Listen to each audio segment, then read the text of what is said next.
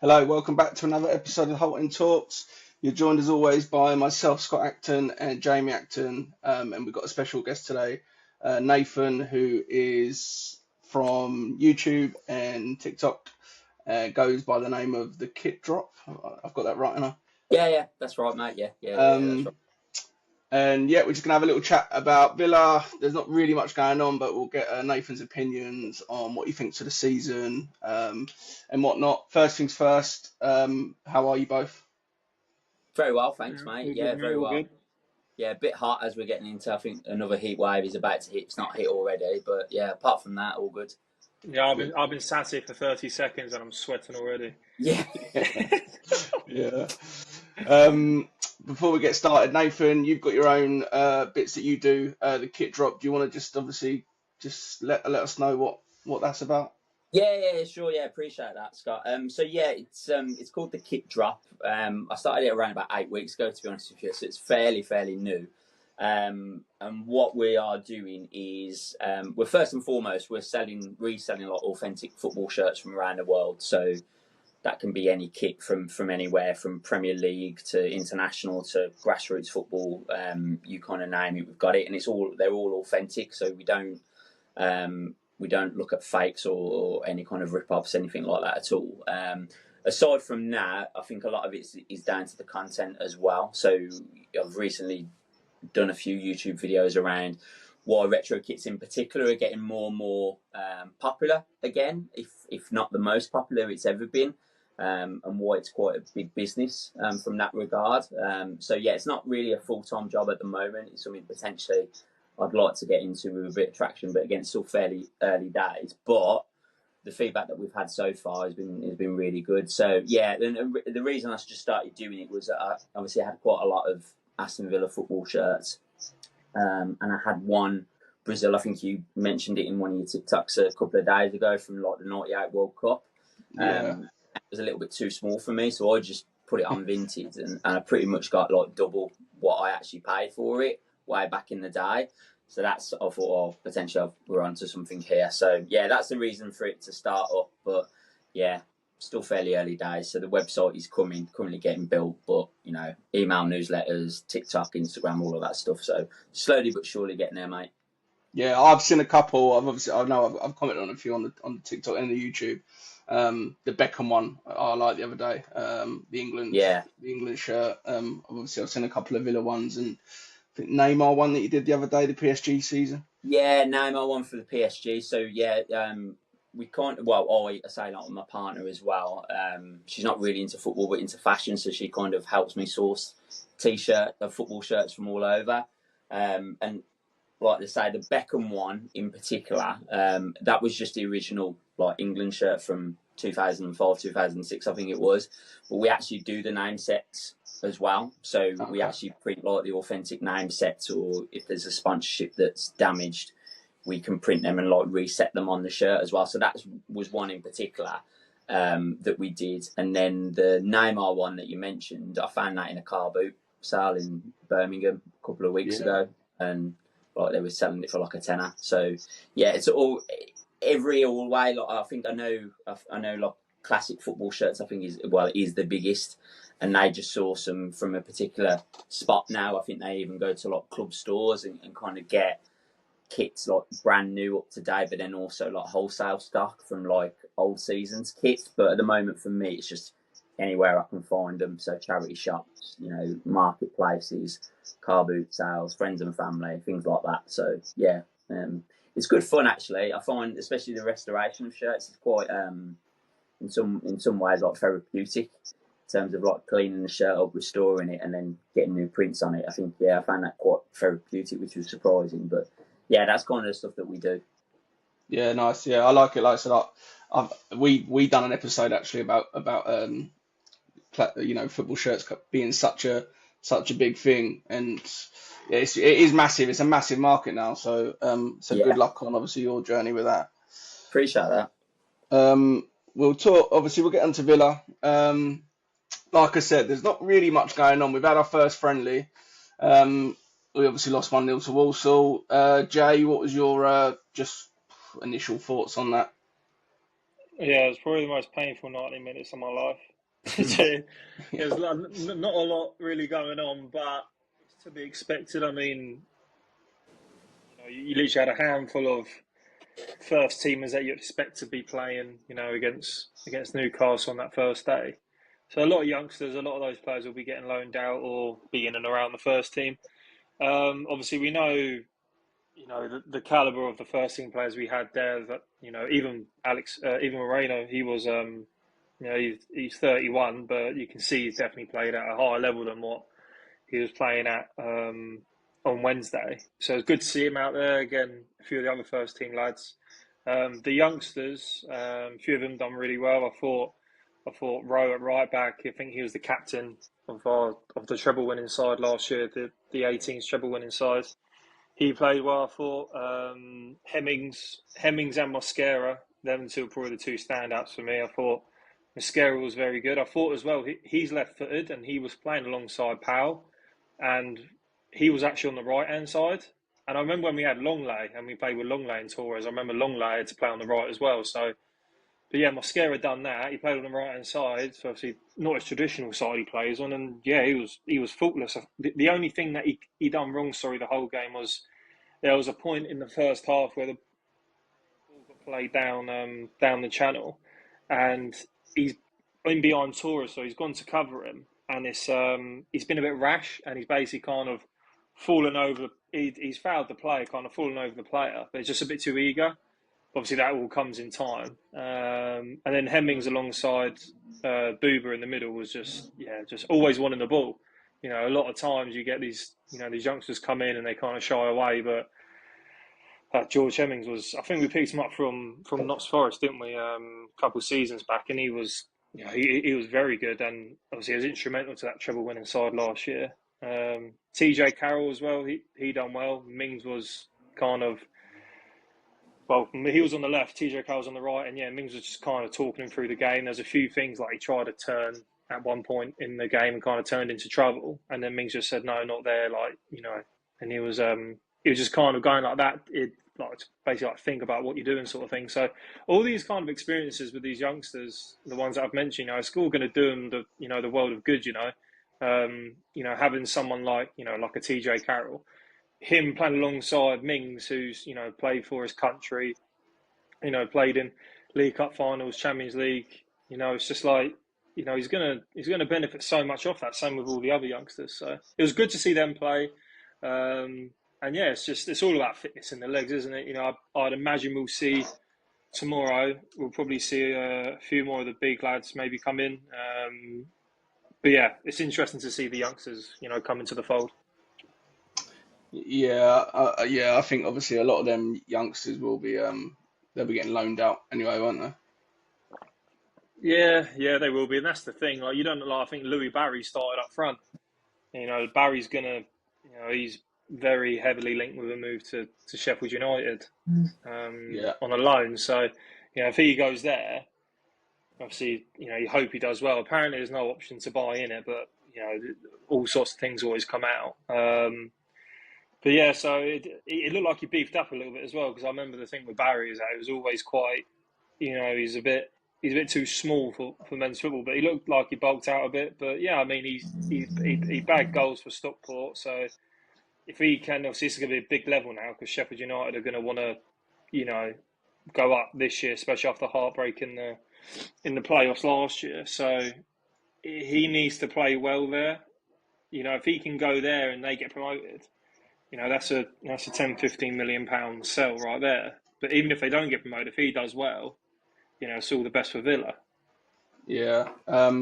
Nathan, where do you stand on what Villa need in this window? Obviously, it's in terms of incomings, it's quiet. Yeah. I think we do need to obviously get a few out before we get a few in. But what do you think Villa need? I definitely. Well, it's a good question, really, because you could argue there's quite a lot of positions depending on who's going in and who's coming out and transfer talk. I definitely feel, based on some of the performances from last season, I think a right back is needed, just purely because Cash, and I do think he's underappreciated in a lot of circumstances, but he is prone to big errors, and whether Garcia can step up, he's unsure. So maybe that's potential. I think we still, since Duran left and we kind of replaced him with Rashford, I know the young guy from Feyenoord has come in. No, is it Feyenoord? Yeah, from Feyenoord. Yeah, Feyenoord, yeah. Has come in. And again, he could be potentially another Duran that can come in and get goals straight away. But I think, as legendary as Watkins has been for us over the seasons, I think just relying on him fundamentally for the majority of the goals. So I would personally like to see another striker come in.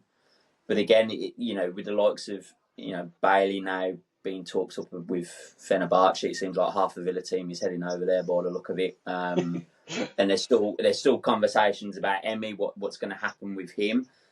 So it's a really tricky one for me and I think for Villa as well, because there's a lot of players that potentially could move on or should move on and need to move on. That may not have been mentioned maybe at the start of last season. If you'd asked me last season, going into the Champions League, would Emmy still be here next season? I probably would have said 100%. Yeah, I can't see any reason why he wouldn't. Yeah. And then when he saw what happened at the end of last game, home game, when he was tearful, and now there were all these rumours. So I don't know. So I think potentially they must have had a plan of what targets to get in, whether he was in Champions League or not. And then I think there's a lot of talk now with players going. But I think definitely, another striker to support or back up, and then a right back for sure. And then depending on how houses leave, we need to have, which I'm sure they do, because they seem to be a good team behind the scenes in terms of recruitment. I think generally it's been pretty good. That they then to have a plan B as soon as players come. Because before you know it, we've got friendlies now. Before you know it, we'll be playing Newcastle, and if some players are going and we haven't got replacements, I think we're going to struggle, personally. But we'll see. Yeah, I've kind of got a fear at the moment of this is the first time kind of under Emery that not turmoil would be the wrong word, but there's a bit of uncertainty behind, you said, that you could list a handful of players off that could potentially not be here. They might probably have to go before we then get in what we need. You can't really say we need, I don't know, A, B, and C, because if certain players move on, then they need replacing. I would 100% agree with the right back and the centre forward. I'm just going to throw a name out, and it's not really. I've seen it linked once, but would anyone take Calvert-Lewin on a free? Potentially, yeah. I think if you look at his stats and the type of player that he can be, and I say can be in very loose terms, then he could be the person to come in. However, I think because of his injuries, and I think it's had a massive effect on his actual mental strength with regards to being a professional footballer and actually being able to step up. I don't want to say damaged goods because I think it's just a very harsh term, but I just don't think there's something fundamentally not there that what used to be, especially when he was playing for England and doing well for Everton. It's just not there anymore. Now, obviously, you could flip the coin and say, well, the players that have come in that Emery selected, sometimes they come in with a bit of bad rep, not playing so well, that he would probably be the manager to probably potentially kickstart him. But I think overall, I think it would still be a bit of a risk, quite a big risk for me personally. But Jamie, what do you think? Yeah, no. To be fair, I would actually take him.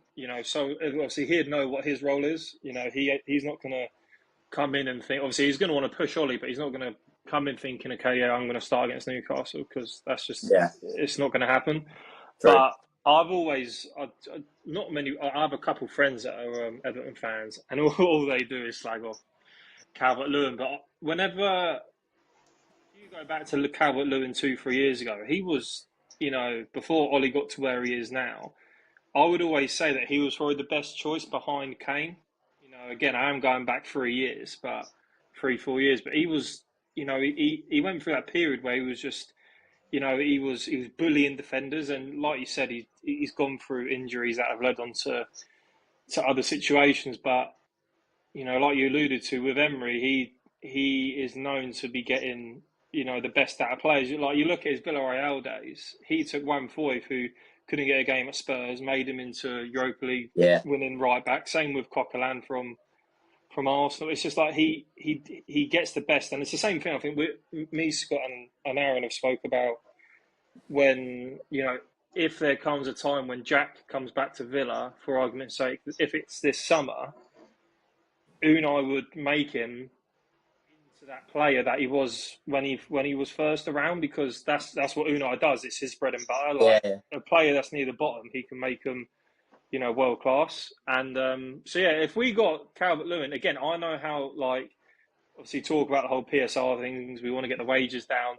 I think if you can, we've gone about and scouted the free market quite well in recent years. With the obviously Booba was the only good thing Gerrard done, but then obviously you look at Tielemans as well, Redmond as well.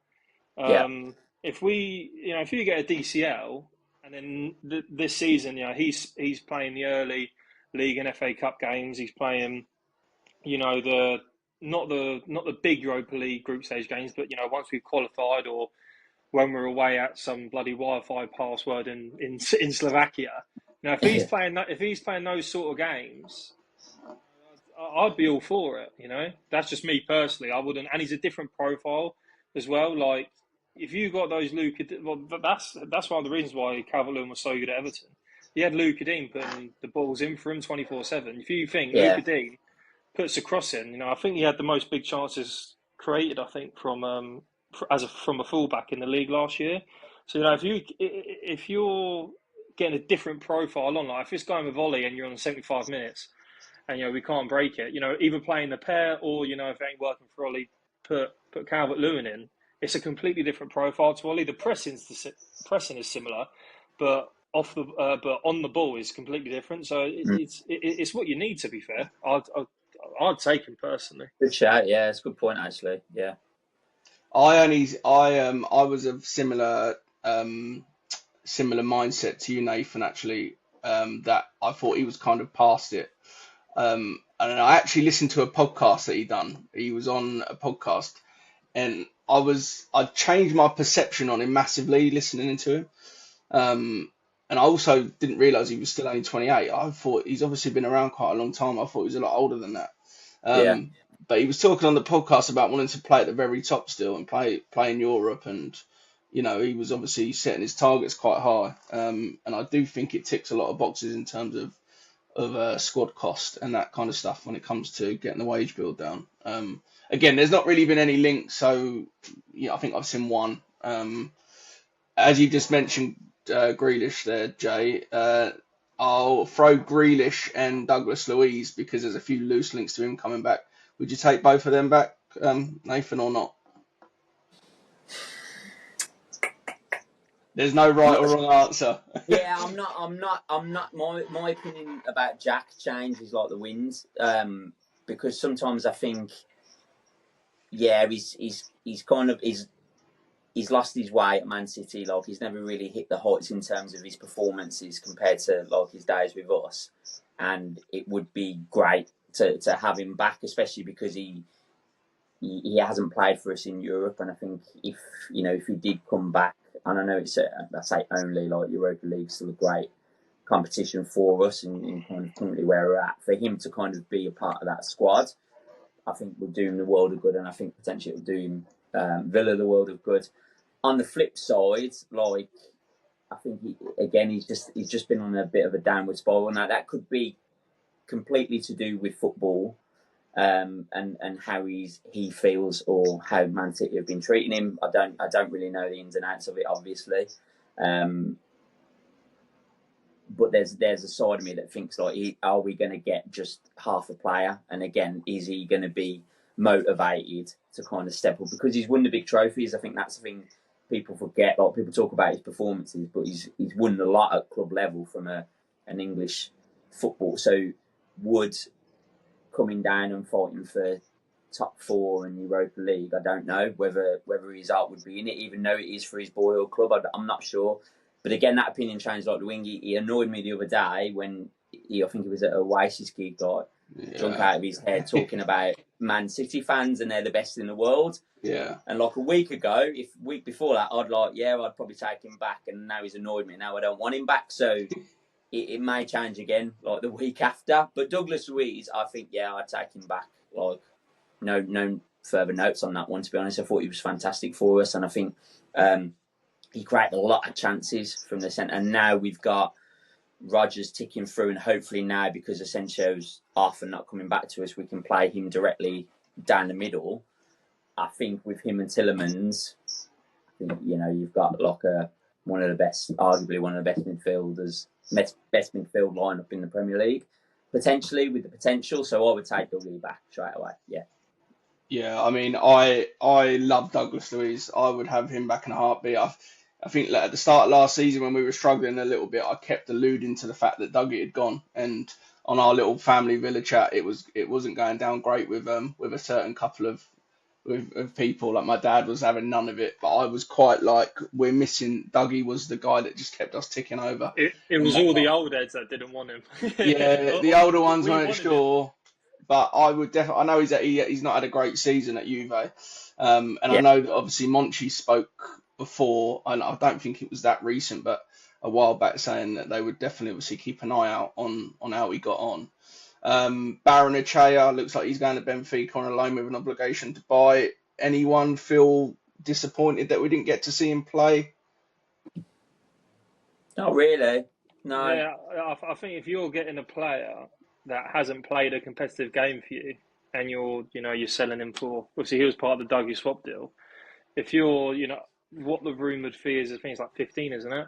Yeah, which I think is nearly double, isn't it? Yeah, exactly that. So it's like, if you're doubling your output for a person that hasn't played a single game for you, you can't really complain. The only downside to it is, obviously, there's always that what if aspect of it. Like, cash in now, that's sound. But for example, if Booba hasn't signed that new deal yet, so you don't know what's going to happen with him. Obviously, I think Barkley's only got 1 year left, so I think he becomes a free agent. So you don't know what's going to happen with that one. So if he had another loan and he's coming back again, Booba hasn't signed a new deal. Don't know what's happening with Barkley. He could fit right in, but it's all just what ifs. Whereas now you get the money again, you've doubled your money, and who knows that you might get a player like that George Hemmings that might be like you're going to stick in and around the first team. You might be a fifth choice behind Booba, Yuri, Onana, and Barkley, and you might again just play the odd game here and there. You just don't know how the season's going to go.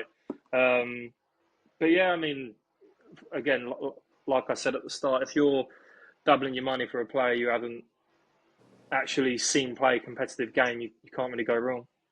I think the rumours are we have a 30% sell-on clause as well.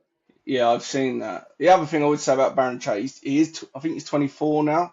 So he's not a kid coming through anything. It really should be at an established level now where, look at like a Rodgers or something like that. If he was that good, he should be, I don't doubt he'll probably go and play well for Benfica, but the league isn't as tough as England. I'm not. I think it's a win-win really, because we get our money, and then if he becomes a player that a lot of Villa fans that don't want him to go, that didn't want him to go, if he becomes a player that they think he will be, then we'll get even more money because we have the sell-on clause. If he's that good, he's not going to stay at Benfica. He's going to then go to a high European club. So then we'll then get even more money. So it doesn't just end at the 15 million. If he goes for like argument's sake 100 million, we've got another 30 million coming. So it's it's not all doom and gloom. I think Villa they've had to operate smart, especially in this window more than any. So. Yeah, definitely. And I think it's the attachment with the players as well. Like you both said, like he hasn't played for us. We've never seen him, so there's not that attachment there where fans can say, "Oh, we don't want him to go because he's played so well," or he's a fan favourite. None of that's there. Yeah. So I think you can detach yourself quite a bit, from like the emotional side of it, and just say, "Well, he's never done anything for us. We're getting more money than we paid from him, potentially even more, in the years to come." You know, Yeah, it could be just one of them. It's just one of them deals, really. So, like, because I don't have any affinity to him, it's kind of like, well, okay, like it is what it is. Yeah, that's true. It's the same thing with when the McGinn link came out of Everton a couple of weeks ago. I was fuming. Like I felt like I'd been personally attacked because like, why are you going after Guinea for? Like everyone loves McGinn. Like he's, him and Ty are the ones that kind of are the ones that stand for what Villa's all about. You know, they've been with us since the Championship days. So like when I'm like, well, you have the cheek to go in for McGinn. Like we ain't selling McGinn anytime soon. You know what I mean? Like it's just whereas like he says with Baron Echea, it's like, oh yeah, see you later, kid. Like, do you know what I mean? Yeah, that's it. That's it. Yeah, and kind of going back to what you originally said, Scott, in terms of like, it's not turmoil, but it's probably like a bit of we're not really sure what's happening at the summer. Like, I think we need to come through this in a positive way, and I think we will overall because it's kind of like being all too familiar with previous seasons when we've done quite well. You know, Martin O'Neill days, David O'Leary. You know, even going back further with Brian Little. And even John Gregory, and it's now getting the time of like, can we push on and like, do something extra? And in comparison, I know we was in the Champions League, we had a great run and stuff like that, but we're not in the Champions League, so we've kind of in some ways, and you take the Man United game with a pinch of salt because I've finally got over it, but we're at that stage now where a lot of our best players could go because they want to come on to technically, bigger and better things, and that has just been the age-old thing since I've been a Villa fan, where we get there, we're almost there, maybe winning a trophy or doing well in some cup runs, can't quite get over the line, and then you lose like 50% of your biggest players, and so I think that's where we're kind of at again. I think it's going to be different this time, but it does worry me because it seems to be, unfortunately, the same old thing with us and transfers. Yeah, do you know what? That's a great point, actually, and I've not even really thought about that. But we are at that stage. Is do we now find it again and we go again and we make the push for top four? Or, I don't think so either, but is it going to be one of them seasons where if we don't get it right early enough, that we do slip down and we're like, I don't know, mid-table, and all of a sudden, because of the last couple of years, it seems like a terrible season. Yeah, and the panic will set in from a fan's perspective as well as the clubs, and we've seen it happen before, and I know we've got world-class owners now into comparisons what we've had in the past with Lerner. Doug as good as he was a pain in the ass in a lot of ways. Yeah, it kind of comes to the point where we've got to be careful as well, and as a fan base not get too frustrated because of the expectations have gone up, because that's happened before. And then we've slowly but surely gone downhill because we've wanted out. Players have wanted to leave. The manager needs to go.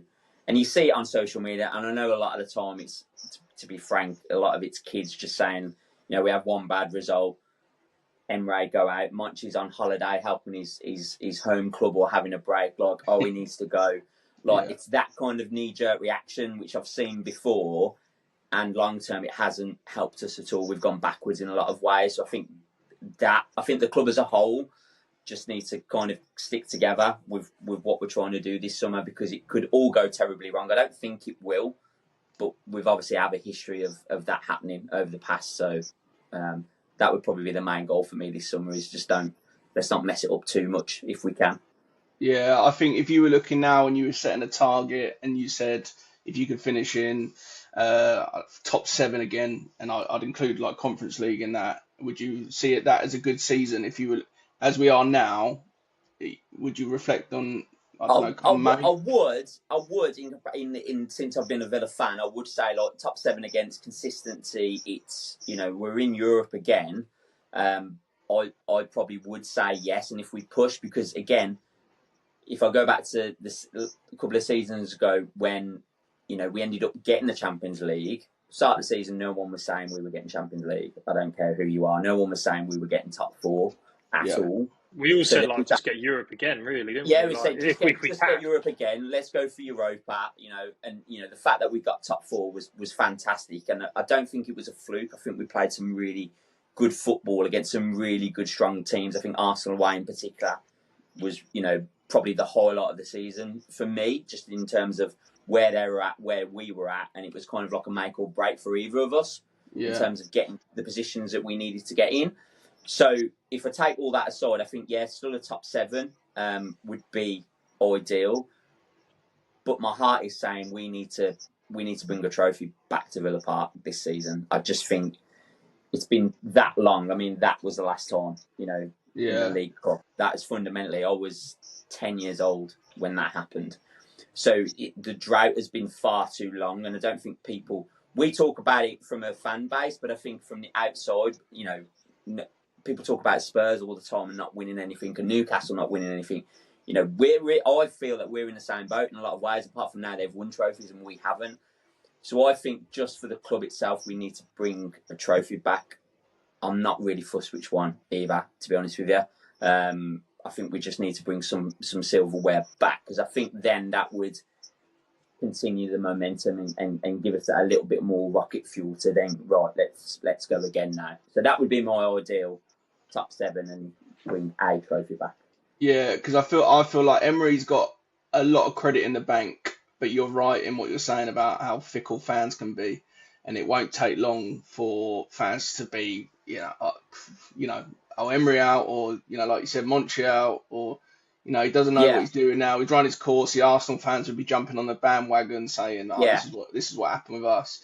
He's obviously built up a hell of a lot of credit. But again, like the O'Neill days, they need a trophy to really just put the cherry on the cake to put down his reign as manager in a way that he deserves a trophy as Villa manager. I think the players that have been here a long time deserve a trophy, because they have, from where we were to where we are now, he's done a brilliant job. But he needs a trophy to obviously show something for that. Yeah, I mean, I'll put a question to both of you. I mean, what do you feel is lacking? Because obviously we saw how last season went in terms of the PSG game aside, and we can talk about that in a second, but the performance against United in particular and the Palace game, like those, PSG I think was slightly different because we were 2-0 down, within minutes pretty much, and it was kind of like nothing to lose, let's just like go for it. And I think then when we're at the forefront and when we're playing like really good pressing football, I think that's when we're at their best. But a lot of people have said it, we seem to bottle it on those big kind of occasions to get us across the line. And the semi-final against Palace, that was even one before the main line, but we just didn't rock up at all. So, do you think that's a mental thing? Do you think that's we still don't have the quality that we need in terms of maybe the starting 11 or squad? Because I can't explain the Palace really, and I can't explain Man United even more so, because I just think that was there for the taking, and the players and the backroom staff would have known what was going on against Newcastle and Everton to kind of say, look, all we need to do is not lose, and we would have been there. So I can't explain like what that is, because I think fundamentally we get that right, and I think we're there pretty much. So yeah, like long-winded, but what do you think is happening with that? I mean, we spoke about it. I think, and I'm not going to sit here and criticise Emery too much, but I think certain games like the Palace game is he wants control ultimately. He wants control over everything. But I think we tend to struggle against teams that are in your face, and Palace ultimately probably just wanted it more. That's how it seemed from where I was sat that day. I think it works sometimes, and you can go back to, like you said, the Arsenal game earlier. The tactical plan was brilliant, but if the tactical plan isn't going right, then maybe we just need a different way of playing to change it. And I'll go back to a Calvert-Lewin maybe, or something like that, so we can mix it up slightly. But we are quite rigid in how we play. We pretty much know how we're going to set up. It's not going to be that hard for most other teams now to realise, right, if you're playing against Villa, sit in a kind of a low block. Don't let Rodgers get it on the half turn. They're going to work it so they can work it wide to a Luca Dean or a Maatsen. I think we're missing, and I don't think it will happen, but I would love us to sign an Eze or that kind of player. I love Rodgers, but I just think a slightly different profile of attacker. But I don't think we're that far away. No, I'll let you two carry on. Just 2 secs, I'll be back. Yeah, what about you, Jamie? What's your thoughts on that? Yeah, well, it's tough So, put it in the because pot. you don't really know You want, mate? like what it is Yeah, that's yeah, that's right. stopping us from getting over the line. Yeah, Um, yeah. it's a And tough he one. I said mean, it's with almost me, bedtime, so he needs to go to bed now. come on, Scott, go and mute your mic or something, son. Oh, see. All right, I'll leave you to it. I've got to go. See you later. Could have muted your mic, Scott. But yeah, I didn't Sorry. know what. Sorry, lads.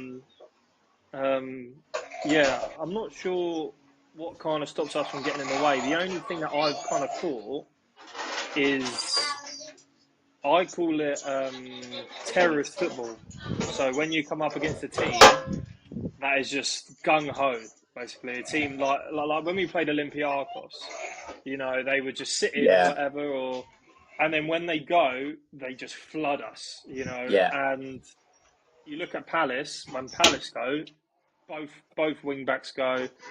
You got a midfielder going, you got your tens going, your strikers there, your wingers are already in the box. They just flood you, and it soon becomes a basketball match, and that's what Palace thrive. After talking Palace as an individual team, a specific team, Palace can sit in for as long as they want. Like they'll say, mm, yeah, you break us down, they hit you on the counter. We'll do that. We'll then try to control the game, but that's what Palace want us to do. Like that's what happened in the FA Cup. Like when they were counter-attacking us, we never got the ball in transition and tried breaking away with pace. We'd slow it down, but that suits Palace's hands. And it's the same thing with Olympiacos. They're like, okay, yeah, you come and you try to break us down, and we'll show you that you won't be able to, and we'll catch you on the break. And it was frustrating, but I think we struggle a lot of times when teams sit and try to play on the counter, and it's just yeah, because, and again, a lot of the time, instead of on transition, us, attacking and playing the ball down the channel for Watkins or whatever it may be, we're just literally sit in, play it back. If one of the holding midfielders has it, we'll just relax and then play it out, and then once we have our shape, we'll go again. yeah, Where I think Unai wants that because, again, like I said earlier, he doesn't want a basketball match. But I just think sometimes there is an option to break, and like obviously it's not Emmy's fault, but sometimes when Emmy has it and we've got it from a corner, or he's claimed it from a corner or a set piece, or he's just got it and the counter's on, he doesn't play that ball. He's been instructed to do that, so it's not his fault. But sometimes I just want us to, okay, yeah, why don't you throw it out to the right back and let Matty Cash go? Let's not, because like we just wait and wait and wait and roll it to one of the centre halves. But yeah, that's the only thing I can think of is that we mm, try sometimes to have too much control in games. yeah, Like when we have a lot of the ball, we're like, okay, yeah, well, while we got the ball, we'll be fine. But it's what you do with the ball. And like I says, the Palace semi-final is it in bread and butter. It's just not going on that offensive enough, just being so passive. yeah, true. Hopefully we see a change. Again, naturally, the better we get, the teams are going to sit deeper. Like, we saw Forest that first half against us at Villa Park. They barely came out their own half. It's just, Yeah, and they were at the time third. So it's like these teams that are above us are going to sit back, especially at home. But we need to find a way that, yeah, okay, we might not break them down when they're sitting their shape, but you know, when they overload us, why can't we then if we get it on transition, just go for it? Like, why do we have to sit back? yeah, true, true. I think that's the point, isn't it? Is why do we sit back and kind of let that happen? But yeah, I think, like I say, I don't necessarily think that we sort that, then we run our way. I Oh, just there's don't a think few. it's that plain. Yeah. Yeah, yeah. It just seems when it comes to those specific games, it's kind of like we go like this and like, right, okay, let's see what we can do do rather than freeze. actually. We definitely freeze in the big moments, and I think if you actually look now over Emery's time, you could say Olympiacos. I won't use the word bottle, but yeah, we bottled it. The Palace semi-final. So we're getting again, and I think you kind of touched on it earlier, Nathan. Like we're getting close, but we're not getting just over the line. And you look at Newcastle. I think they obviously got to League Cup final. Was it 2 years ago? Obviously lost, and against then won United. this time. So I think you do need the experience, but like you can't there's no way you can get to semi-finals each season. It's just not possible. So like at one point you've got to take that chance. You just got to grasp it. And we wouldn't Yeah, care if we played rubbish against Palace and won 1-0 and then got to the final and won 1-0. It does not, it's just about getting over the line. yeah, I do think we're a couple of players short because I think on paper we've got very good players, but I would still say personally that Martinez is our only world class player, and he wasn't even at his best last season. I think Rodgers no, is getting close, but I think he's still got obviously a bit away to go. yeah, We've got good players all over the pitch, but I think we miss a winger, we miss a bit of pace, natural pace. I think we were so good the year before because of how Leon Bailey was. He was so good that yeah, season, and yeah, very true. I just don't think we don't. I'd love to see Marlon play more, and we've obviously spoke about it, Jay, quite a few times. Can't quite get our head around why he's not had more minutes, but Yeah. hopefully next season or this season, sorry, he does. Do you have a dream signing, Nath? Or Not really. No, I think it's no.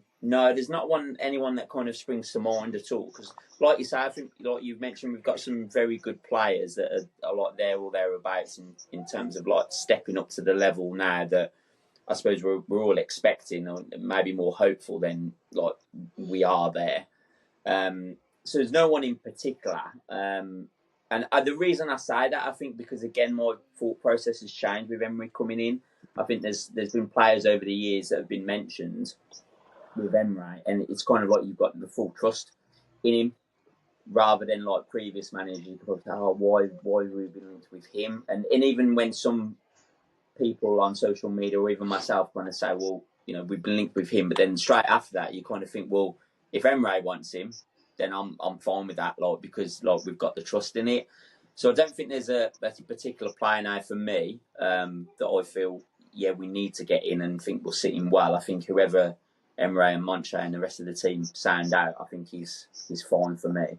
I know that really doesn't answer your question, but yeah, I don't anyone that springs to mind straight away for me. no, I think you're spot on because they've earned the trust in, I would say, I don't know, 9 out of 10 Villa fans. I think if you were to ask 99%, most Villa fans would say if Emery wants that player, we're fully behind it. Whether we know anything about him or whether he's tried and trusted in the Prem, he has earned the right to pick and choose who he wants to play. Um, Yeah, and he's got the full backing of, I know he's got my full backing and the majority of people that I speak to. Um, yeah, he's earned the right. The final question before we wrap it up. yeah, Other teams are doing, I would say, quite a good business. I look at Spurs. I don't think United's business been too bad so far. Obviously, Chelsea have bought a few in. yeah. Are we worried about what other teams are doing, or should it just be we solely concentrate on what we're doing and just improving what we've done? Or is there a concern that other teams are doing good business? Spurs getting into the Champions League's obviously helped, and that we get left Yeah, behind. Um, yeah, good question, mate. I don't think we'll get left behind. That's not my fear. The fear is actually the two teams that did awful that are there or thereabouts normally season on season is Spurs and United. Now, if they step up, which you kind of presume that it will happen with the signings that have come in, although you would never say they were pretty much fighting for relegation if we didn't have worse the three teams that came up, if they weren't so rubbish, then we could be having a different conversation about where United and Spurs ended up. So the concern is like the two more teams put into the mix. Now I think we can fight it out. I think that's I don't think that's for me, and we get left behind in there. But I just don't. I think the actual teams that could get into that top four, top six, top seven is going to be stronger this season purely because you expect now the two teams that did that poorly. And what frustrates me about United even more that last game of the season is they were that poor.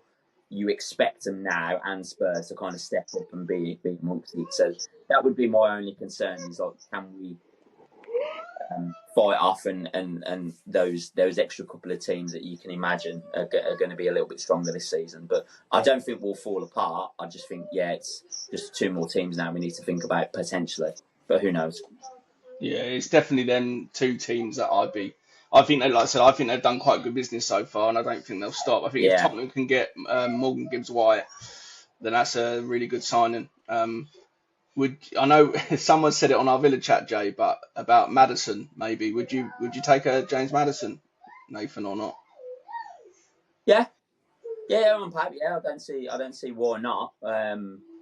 Yeah, I think overall, sometimes he can flatter to deceive. But I think overall, for his whole career, I think he's put in some fantastic performances for the club, all the clubs that he's been playing for, and some at international level. So yeah, I don't see why we would categorically say no, he's not our type of player, or we wouldn't want him in our squad. So yeah, I would take him.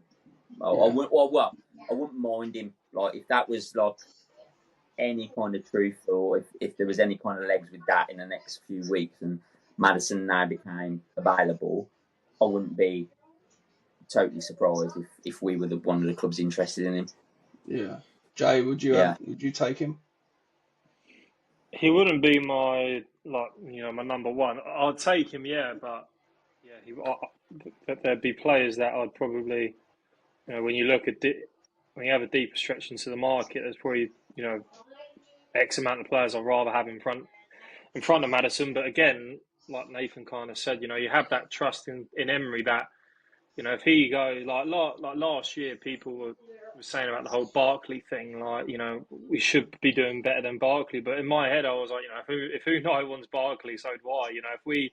If he turns around and we sign Kyle Walker-Peters, I think it looks like, because Besiktas fell through, so it looks like he's going West Ham. But if we Yes. sign Kyle Walker-Peters on a free transfer, I would have been like, oh yeah, like sound like I'm happy with that, because there's a reason why he signed him. He's versatile, X, Y, and Z. So I'm just like, if he signs him, then I'm game for that. So it's all things like if he signs Madison, then I'm happy with it. If he doesn't sign Madison, then I know there's better out there. Do you know what I mean? Yeah, I agree. With Yeah. that. Yeah, me too. What about you, Scott? What do you think? I don't mind Madison. I think like you said, he does flatter to deceive slightly. I think he could definitely do a job in that role though. Me personally, I'd prefer Morgan out left. So it's just whether Emery, I think, probably sees it as, does he see Rodgers as a 10 this season, or does he see him out left, or potentially out right? I think, obviously, I know Jay agrees with me that we didn't really like him out on the right, but his numbers were actually quite good out on the right. Yeah. But it's just whether he thinks, right, I'm gonna put Rodgers as a 10 and work around that, and we bring a proper winger in to play on the right. We'll probably But have Rodgers in the 10, Ollie at the 9. You'll have Marlon on the right and probably Garnacho on the left. yeah, see, I would take Yeah, maybe a Garnacho, but I'm not, again, until we've got It's just players the out. links, isn't it? Yeah, Yeah, it's just a mix, isn't it? And like you say with Rodgers, like his numbers have been good out wide, but I just found the times that he did play, especially before Asensio came in January, when he was playing through the centre, I just found that we were more aggressive because he would lead that charge. yeah, And against Arsenal, I know we lost the game at home like last season, but him as an individual, I thought he was unplayable in the centre of that midfield because he just ran the show like against anyone. So I'd love to see more of that against City as well. When we beat them again, and I know it was kind of like Jack Grealish starting and the whole shit he was getting from us. But I thought Rodgers again kind of dictated the play there just because of his aggressiveness. So I personally would like to see more of that, even though I know his numbers. So if we can get someone out on the left or right to kind of replace Bailey if he does end up going, or give us that new like fire that Bailey did when we did make the top four, I think then you're pretty much firing on all cylinders, I think, from an attacking perspective. It's pace, yeah, isn't it? Like pace is scary. We saw when Rashford came in, pace can just Yeah. obliterate These are teams. big, strong boys, aren't they? Yeah, Really, yeah. the Like pace is there, but the if you've strength got on them as well. like a Garnacho on the left and you got Marlon on the right, Ollie up front, and you have Rodgers just in that pocket playing those balls. If one overhits, 9 times out of 10, one of those three players are going to get on the end of it because they're that quick. And having a front four again I'll use Garnacho, but having like Garnacho, Marlon, Rodgers, and and Ollie, like that's a scary front four for anyone to come up against. Yeah, And I obviously, agree. you saying about Rodgers centrally, we were at, obviously you were saying Arsenal at home, which was our first home game. We went to the London Stadium for the first game of the season away at West Ham, and he was probably man of the match in that game as well.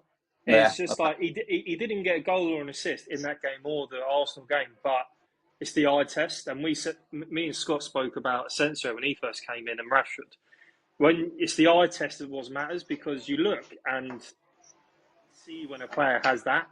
And yeah, Rodgers, I felt like, again, statistically, his output was better on the right, but when you see him in the 10 compared to him on the right, it's completely different players in my opinion. I agree. I totally agree with that. And then going back to Garnacho briefly, he was been the type of player, and I know Man United have been poor, and I know we've never had a good record against United, period. But he was the player I found that when I was watching him against us at Villa Park over the last couple of seasons, when he got the ball, it was me that was kind of like, I sat up off my seat, not because I was in awe, I was like, oh shit, right, here we go now. We need to kind of our back against the wall here, because he would take it to us. And that's, I think, where we're at our best. When Rodgers is on it, when Bailey was on fire, it's like we're taking it to it. So I think if he does come in, I think he would fit into the team quite nicely, I think, on the wing, and actually give us that firepower that we were lacking last season, I think, on the wing, purely because, majority of the time, because of Bailey just not showing up. I think in Garnacho's, he got his first start when Unai's first game. It was Ronaldo's last game when we played. Yeah. It was Ronaldo's last game in England, and we he played that game, and I remember he was a handful for cash, and he was only like 18 years old at the time. Yeah. And yeah, like you going on about whenever he plays against us, we kind of like look and we're like, because I've said before that whenever he plays against us, he's amazing. But obviously we're linked with him. You see these stats come out, and he has more goal involvements against us than what he does against any other team. So at least if we signed him, he ain't gonna haunt us later on in the season. That's true. That's probably why Arsenal wanted Watkins, right? Because he's just terrible. That's it. Yeah, that's it. Yeah, I think we will spend big. I think if we're going to spend big, it's going to be on a winger, personally. And I wouldn't be against Garnacho at all, because I totally agree with what you both said. The eye test is when he does get the ball against us, you think, oh shit, something, because he's very direct, and I think we are missing that. We need a couple more. I think Ramsey and Rodgers are fairly good at it. Rodgers probably more so than Ramsey, but just someone to just try something, have a go, and a little bit different. We are lacking. We had it with Leon, didn't we? In the year before, not this season, but the year before that, we had it with Leon, where when he would get it, you get off your seat and you'd be like, oh god, like It's like I said, I think that City game at home, like, again, that's the best I've seen an individual performance in a long time from him, because he just ran the show from the first minute to the last. Obviously, he got that goal, which was, I know, was a deflection, but he earned that goal because he was just unreal. Like, and unfortunately, he just hasn't been able to replicate that at all. No. Right, I think that'll do. Unless you want to touch on anything else, Joe? No, I'm all good, man. I'm all good. No. Thanks for inviting me, mate. It's been good to kind of have a conversation with you about everything. Like, I've enjoyed it. Yeah, no worries. Thanks for coming on. We really appreciate it, and it's good, man. We're sure we'll have you on again soon. Anytime. Yeah, and I think we'll wrap it up there. Everyone, thanks for watching. Hit subscribe. Go and check out Nathan's channels on YouTube and TikTok as well. They're really good. And we'll be back very soon. Up the Villa, lads. Villa. Cheers, guys. Oh, let me stop that.